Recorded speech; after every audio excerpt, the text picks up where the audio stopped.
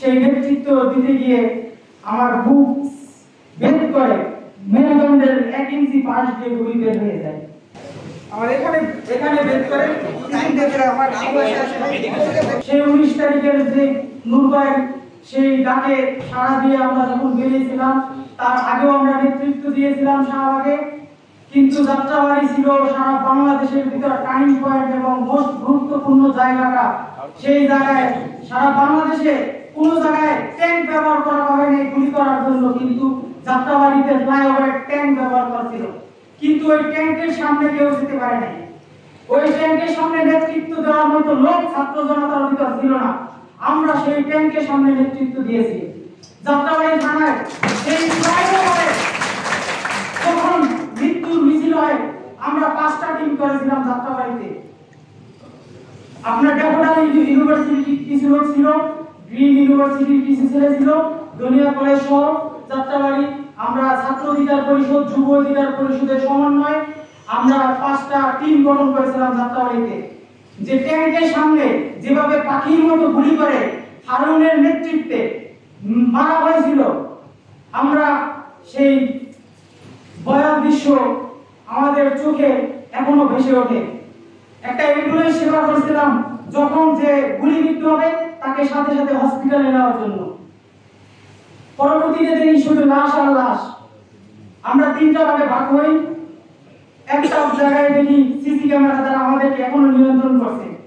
তখন রাত্র 10:30 আমাদের সভাপতি সংগ্রামী যুব অধিকার পরিষদের মঞ্জুর মোর্শেদ ভাই সহ আবু হানিফ ভাই উচ্চতর পরিষদের, তারাও ছিলেন আমাদের সাথে, ফাইন ভাই সহকারে।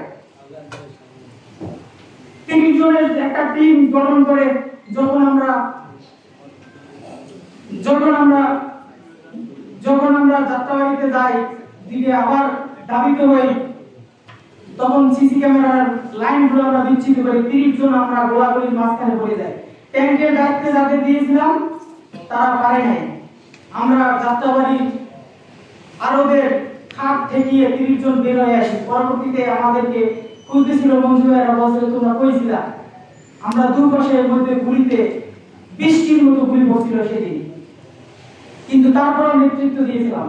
পরের দিন 19 তারিখে সকালে সেই নেতৃত্ব দিতে গিয়ে আমার বুক ভেদ করে মেরুদণ্ডের 1 ইঞ্চি পাশ দিয়ে গুলি বের হয়ে যায়। সমস্ত পৃথিবী মনে হয়েছিল যে ওই দিন আমার উপর ভর করেছিল। যদি আমি থেমে যেতাম ওই দিন, তাহলে এই বাংলাদেশ হয়তো আরো 200 বছর পিছিয়ে যেত। যদি আমরা গুলিকে ভয় লাগবে, যদি আবার পিছিয়ে যেতাম, তাহলে আজকের এই স্বাধীন বাংলাদেশ আপনারা পেতেন না। আমার এখানে দেখেছিলাম, আমার এখানে বের করে আমার এই যে আমার গুলির দাগ, এই যে এখানে পরে আমার এখান থেকে বুক ফিরে, এখান থেকে ফিরে আমি আইসিইউতে ছিলাম। আমি গুলি খাওয়ার পর যখন ওরা দৌড়ে আসছিল পাখির মতো, তখন আমার সাথে আরেকজনকে ধরে আমি 0.5 কিলোমিটার দৌড়েছিলাম। আমি কথা বলতে পারিনি। কিছুক্ষণ পরে বুঝতে পারি আমার শরীরে গুলি লাগছে। পরবর্তীতে আওয়ামী লীগ আমাদের আসতে দেয়নি, এক জায়গায় বাধা দিল ছাত্রলীগ। কিন্তু আমি প্রেসে কাজ করার সুবাদে আমার সাথে প্রেসের কাজ ছিল, আমি আসতে পারতাম বুদ্ধ হসপিটালে আইসিইউতে। আমার জ্ঞান ফিরে নাই 2 দিন ধরে। ডক্টর বলছিল যে না বাঁচার সম্ভাবনা। আমার বুকে কলিজার সাথে যে প্লিহা থাকে, কলিজা সহকারে প্লিহাটা পুরো কেটে গেছিল অপারেশনে। কিন্তু আমার যখন জ্ঞান ফিরে না, ডক্টর একটা কথাই বলছিল যে এখন আমাদের কিছু করার নেই, যখন জ্ঞান ফিরবে তার পরবর্তীতে আমাদের কার্যক্রম হবে। পরবর্তীতে জ্ঞান ফেরার পরে হসপিটালে আমি ছিলাম। আমার সেলাইতে ইনফেকশন হয়ে যায়। প্রত্যেকটা রোগীর এমন বিধ্বংসী অস্ত্র ব্যবহার করেছিল সেদিন। ওই হসপিটালের প্রত্যেকটা লোকের সেলাইতে ইনফেকশন হয়েছিল, এমন যন্ত্রণা, সেই যন্ত্রণা বলার মতো না। তাই আমি বলতে চাই, সর্বশেষ যুব অধিকার পরিষদ যে 7 দফা দাবি দিয়েছে, এই বাংলাদেশ 3 বার স্বাধীন হয়েছে পৃথিবীর ইতিহাসে। 1947 সালে ব্রিটিশদের কাছ থেকে 200 বছরের পরে স্বাধীনতা অর্জন করেছিল।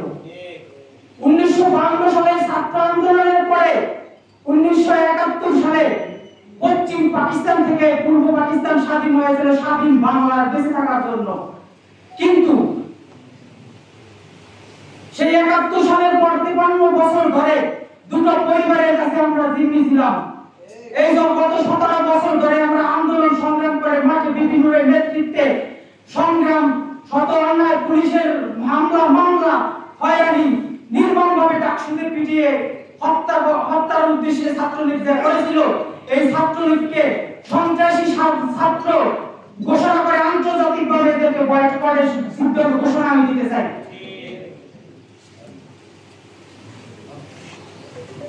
আবার এই 2024 যখন স্বাধীন হয়েছে, আমরা আর রক্ত চাই না, আমরা আর গুম চাই না, আমরা আর আয়নাঘর চাই না, আমরা চাই ঐক্য সম্প্রীতি। বিপি নুরের নেতৃত্বে বাংলাদেশ যুব অধিকার পরিষদ এগিয়ে গেছে, আরো এগিয়ে যাবে তারুণ্য অধিকার সমৃদ্ধি এই স্লোগানের ভিত্তিতে। আগামী ভবিষ্যৎ যুব অধিকার পরিষদ আধুনিক বাংলাদেশ নির্মাণে এগিয়ে যাবে। সবাইকে সালাম ও শ্রদ্ধা। বাংলাদেশ যুব অধিকার পরিষদ।